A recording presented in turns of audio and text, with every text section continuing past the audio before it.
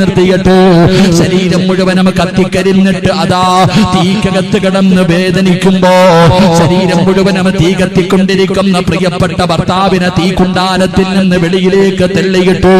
ശരീരത്തിലെ മണ്ണ് വാരിയിട്ടുകൊണ്ട് തന്റെ ഭർത്താവിന്റെ ശരീരത്തിലെ തീയണച്ചു.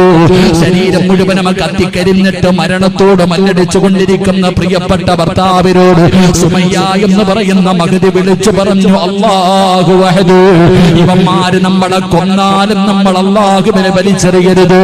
ഇവന്മാര് തുണ്ടം തുണ്ടമായി വെട്ടിമുറിച്ചാൽ അല്ലാഹനെ മറക്കല്ലേ, അല്ലാഹനെ മറക്കല്ലേ.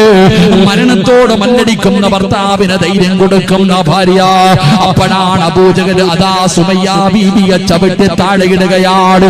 അതാ പുറകിലൂടെ അതാ അവിടെ നിന്ന് അമ്പ് കുത്തിയിറക്കിയിട്ട് സുമയ്യ ബീവി മരുഭൂമിയിലേക്ക് വീണപ്പോ കാലെടുത്തിട്ട് സുമയ്യ ബീവിയുടെ തലയിൽ ഇങ്ങനെ ചവിട്ടി പിടിക്കുമ്പോ ആ പഴുത്ത് കിടക്കുന്ന മലരാരുണ്യത്തിലേക്ക് തല ഇങ്ങനെ താഴുമ്പോ അപ്പോഴും സുമയ്യ വിളിച്ചു പറഞ്ഞു, അല്ലാഹു വഹദു, അല്ലാഹു വഹദു.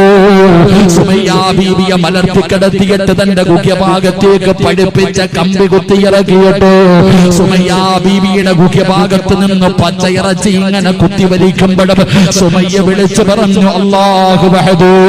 എന്റെ പ്രിയപ്പെട്ടവരെ, 6-ാം നൂറ്റാണ്ടിൽ 1400 വർഷങ്ങൾക്ക് മുമ്പ് ജീവിച്ചിരുന്ന സുമയ്യ ബീവി റളിയല്ലാഹു തആല അൻഹ, അവരുടെ പിൻഗാമികൾ എന്നുമുണ്ടല്ലോ, അല്ലാഹുവിന്റെ ദീനിന്റെ നിയമങ്ങളുണ്ടല്ലോ.